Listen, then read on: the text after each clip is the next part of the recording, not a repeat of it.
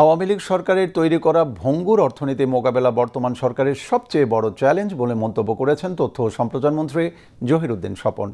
আজ ঢাকা অফিসার্স ক্লাবে national life insurance পিএলসির ৪২ বছর পূর্তি উপলক্ষে আয়োজিত অনুষ্ঠানে তথ্যমন্ত্রী বলেন, ক্ষমতায় আসার আগেই রাষ্ট্রের বিভিন্ন সমস্যা চিহ্নিত করেছে বিএনপি সরকার। নাগরিকদের উদ্যোক্তা মনোভাব কাজে লাগিয়ে অর্থনীতিকে এগিয়ে নিয়ে যাওয়ার আহ্বান জানান তথ্য ও সম্প্রচারমন্ত্রী জহিরুদ্দিন স্বপন। অনুষ্ঠানে ন্যাশনাল লাইফ ইন্স্যুরেন্সের চেয়ারম্যান, পরিচালনা পর্ষদের সদস্য, ঊর্ধ্বতন কর্মকর্তা ও দেশের বিভিন্ন প্রান্ত থেকে আসা প্রতিনিধিরা অংশ নেন। এ সময় গ্রাহক সেবা, প্রযুক্তি নির্ভর বীমা কার্যক্রম এবং দেশের বীমা খাতের উন্নয়নে কাজ করার প্রত্যয় ব্যক্ত করেন বক্তারা।